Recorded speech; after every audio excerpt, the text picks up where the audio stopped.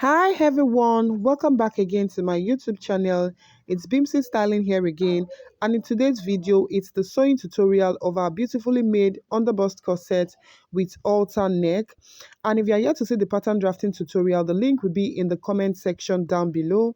Do well to check out the pattern drafting tutorial. So in today's tutorial, I'll take you through the step-by-step process of achieving a very good result for your corset blouse. So if this sounds like something you're interested in learning, do well to stick to the end of the tutorial, and don't forget to hit on the subscribe button down below. Subscribe to my channel if you're interested in everything sewing tutorial, pattern drafting, DIYs, and you want to upgrade your fashion skill. Don't forget to also turn on your notification bell, like this video, and also do well to share with your friends and other soulmates who might need this tutorial. So guys, let's get right into today's tutorial. So here on the table, I have the patterns already transferred to fabric. This was exactly the point where we stopped in the last tutorial. And as you can see, this is the front underbust part of this corset, and this is the back pattern. For all of this fabric, I actually added ½ inch all around the pattern paper. That is for the seam allowance, both for the cup area, for the back, and also for the underbust area. All I added ½ inch seam allowance around it. So guys, I'll be starting with the underbust part, and I'll take out my pins right now. After taking out my pins, this is what I have for the front. You can see what we have here.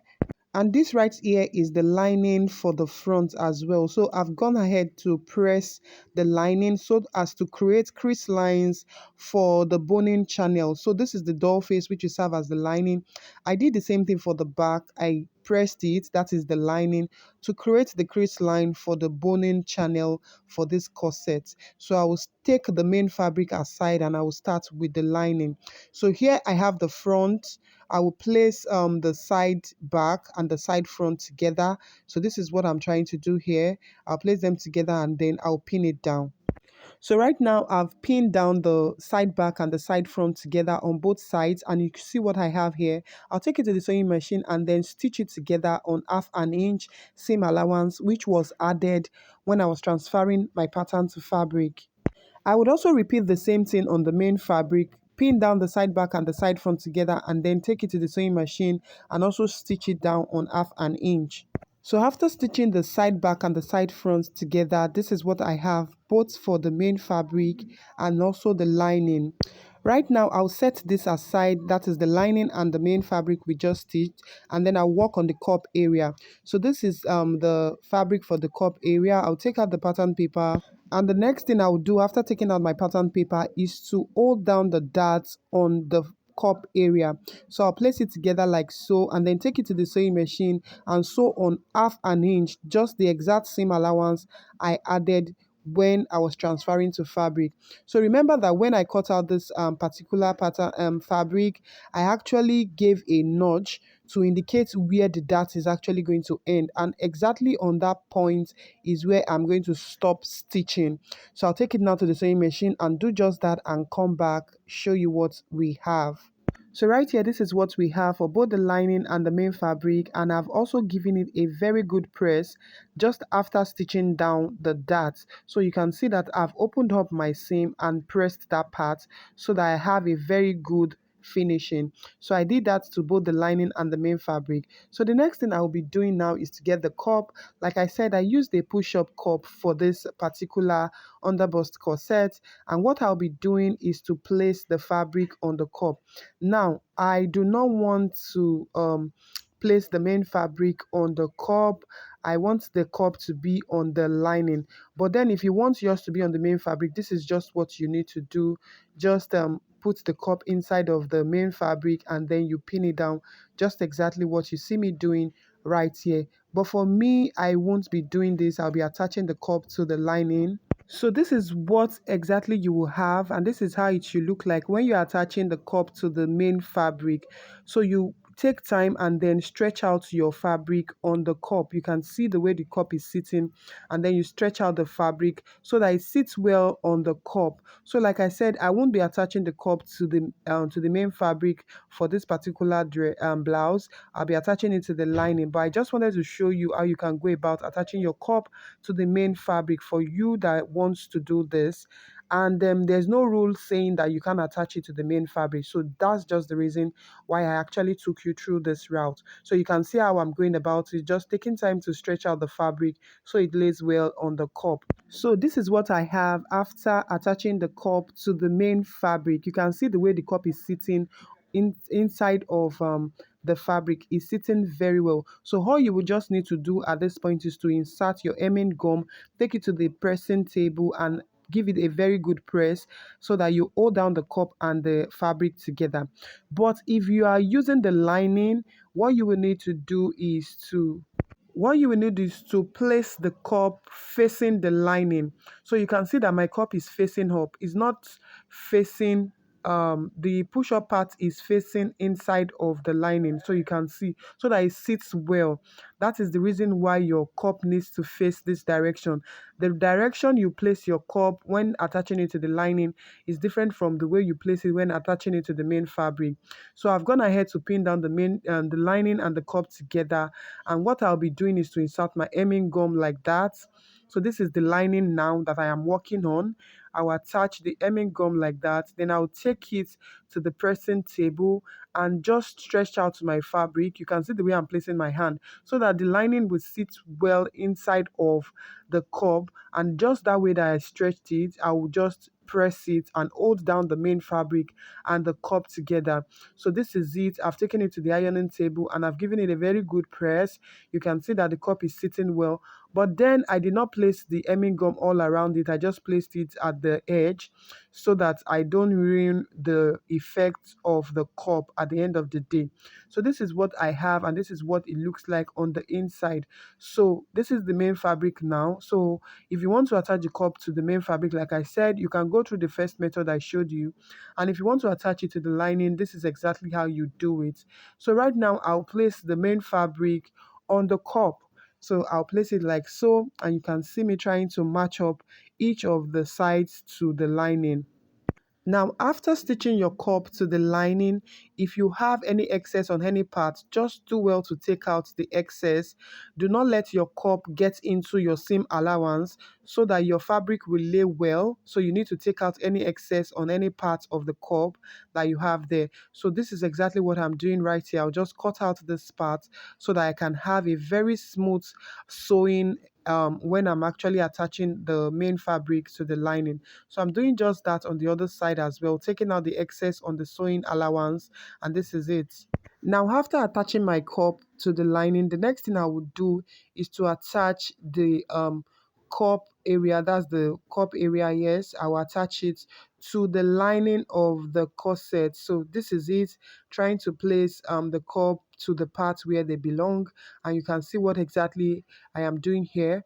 Now I'll pin them down together. So you remember that we gave a notch on this part of the neckline. That is exactly where the neckline actually ends. So that is the point where I will pin down to the lining. So I'll match up this notch together with the tip of the lining there and then pin it down. So this is the reason why you need to notch this part of the fabric so that you would be sure of where your neckline actually ends. So I'll take it around like so and then pin down from one point to the other point. So I'll hold it down together, just exactly what you see me doing here. Now I would pin down this side of the cup and repeat the same thing on the other side of the cup. You can see that I'm carefully taking my time to stretch out the fabric so that they align and then pin it down. So I repeat the same thing on the other side of the lining and also pin it down. I'll repeat the same thing on the main fabric, meaning that I will attach the cup area to the body of the main fabric. You can see it here. I've gone ahead to stitch down the cup area to the body of the corset, and this is what it looks like on the main fabric. You can see that there's no cup on the main fabric, and this is what I have. After attaching it, I also gave it a very good press. So it is very important you press your fabric so that you have a very good finishing. And this is the lining of the corset.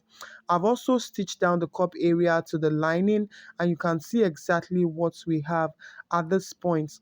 So the next thing I'll be doing, I'm just showing you, I'll be at sewing down the regly bone for the corset. Of course, this is a corset blouse, and without a boning, we will not have a very good structure for our corset. So the next thing I'll be doing now is to is to sew down the boning for the corset. So this is it. I'm using 1/2 inch regular bone for the body of the corset, and just on the crease line which I've created on the lining, that is the point I will attach the boning. So this is it. I've actually taken it to the sewing machine and I've attached my boning to all the crease line which I created on the corset body. So you can see exactly what I have right here on the table. After doing that, the next thing to do is to attach the lining and the main fabric together. So all you need to do is to place your main fabric on the lining and ensure that all the seam line actually matches up together. So ensure that your neckline matches and then your seam lines also match up together. And at that point, you go ahead and hold it down with your pin. So guys, if you have watched this tutorial to this very point, I have gotten value watching today's tutorial, hit on the like button down below, like this video so that YouTube will continue to push out this content to other fashion designers, other soulmates who needs this tutorial as well. Also, do not forget to share with your friends, soulmates that needs this tutorial as well, and also give this channel a very good support by subscribing to the channel. Subscribe to the channel, show some love and support to this channel, guys, so you encourage me to do more. So what I'm doing right here is to match up the neckline together and then secure it down with my pins. So it's important that they all align like I said. So at this point, you need to take your time and also carefully pin down the fabrics together, because if your seam line do not align, then you would have a very bad finishing at the end of the day. Your blouse will not lay well. Your results would not be so good. Ensure that the neckline, the V part also aligns properly. So locate the midpoint and then stitch it down, pin it down together like that. So I'll be doing this off camera and then I'll show you exactly what I have after pinning down all the major points and all the parts which I'll be stitching together. So right now I'm done pinning and this is what we have on the table. So this is how we'll go about stitching the lining and the main fabric together. Start from the M line, that is at the center back, take it through to the top and then stitch from the center back into the armhole area. And at that point you take it up to the neck region, that's the shoulder, and then skip that part, take it into the neck, that's the V-neck. And when you get to the V-neck area, take it also to the other part and then to the shoulder, into the armhole, also to the arm center back, and then this is what you will have at the end. So I've stitched all the points together and you can see what we have here. Stitch the center back, I also stitched the neck, the armhole like I said. So now I'm done stitching and then I'll just turn it inside out. So you just do that just when you are done stitching all the points together. Take your time and turn out your corset blouse. So guys, turn your fabric and this is it. So you will notice that right here I have pinned down the underbust area of this corset, and that is I pinned down the main fabric and the lining together so that my corset blouse will be firm at this point. So what I will do is to take it to the sewing machine and stitch down the lining and the main fabric together on that point, on that exact line, that stitching line that I have on the underbust. That is the point which I will follow and then stitch it down together. So this is what I have after doing so. The essence of doing this is to properly secure your lining and your main fabric together. Otherwise, the two will be separated and it might not give you a very good result. It might not lay well. That's the purpose of stitching down the main fabric and the lining together at the underbust, that's the cup area. So this is what I have, and we are almost done with this corset blouse. So the next thing I would do is to take the measurement of what I have on the shoulder, that is on the outer neck parts. So I'll go ahead, get my tape rule and measure what I have there. So whatever that gives me, I'll take note of it, and then I'll get my fabric and go ahead and place the tape rule. Whatever I have there, I will add up extra 1 inch. So 1/2 inch will be for sewing together. So take for instance, you have 1.25 on that part. So you just add 1 inch to it to make 2.25. and you will use the 1 inch that you added for the seam allowance. I hope you understand this explanation. Now for the length that you'll be cutting, remember that the neck width that we worked with is 3 inches. 3 inches was the neck width, that's the wideness of the neck. So now, and remember that that is on fold, so 3 times 2 will give us 6 inches. So I used 6 inches for the neck, that's the length for the neck, and then I added extra 1 inch to it. So half inch will be for the joining on each side of the fabric piece. So this is what I have here. So I'll cut out exactly what I have on the table. So use the wideness of what you have on the shoulder, and then use the neck width times 2 to get the length. So here I use 3 inches for the neck width, times 2 is 6 inches, plus extra 1 inch for the stitching, that's half inch on both sides for joining. I cut out the same measurement on my lining, and this is it. So I'll take it to sewing machine and sew the two down together on half inch on both ends. So you remember that we added 1 inch to it, so I'm sewing down half inch. After stitching it together, this is what I have. So I'll just take out the excess on the side, and then I will turn it inside out. So this is what I have after turning it to the right side. So the next thing I would do is to get my 1 inch elastic. You can see what I have after turning it. So I'll get my 1 inch elastic, and then I'll be passing this elastic inside of this fabric. After passing the elastic, this is what I have right here. So I'll get the corset, and then what I'll be doing is to place, you can see I'll open up this part, and then so right now I would insert the other part of the neck inside of this, which I attached the elastic. And so this is just to have a very good and neat finishing. And so I'll place it this way, and what I'll be doing is to secure it down with my pins after I've inserted it properly. After inserting the two together, the next thing I'll do is to stitch it down just like that. And then this is what I have after stitching. However, I still have an excess elastic underneath of this piece. So what I'll be doing is to get my scissors and then take out the excess there to the barest minimum. I'll just cut it out such that it's like almost not visible. So I'll just trim that out like so. And then I will repeat the same thing on the other side. I'll also be inserting that other part into this, but before I do that, I'll just drag the elastic such that this part of the neckline is firm. So that's the reason for adding this elastic, to make that part firm. So I'll just drag it like so. And once it's firm, I'll just go ahead and also insert this other part of the neckline inside of it, and repeat the same thing, stitch it down together, and then cut out the excess elastic that we have there. And right now I'm done. This is what we have on the neck. This is what our corset looks like. I've gone ahead to attach the eyelets also, and the corset is ready. So guys, thank you all for watching today's tutorial. I'll see you all in my next tutorial. Bye.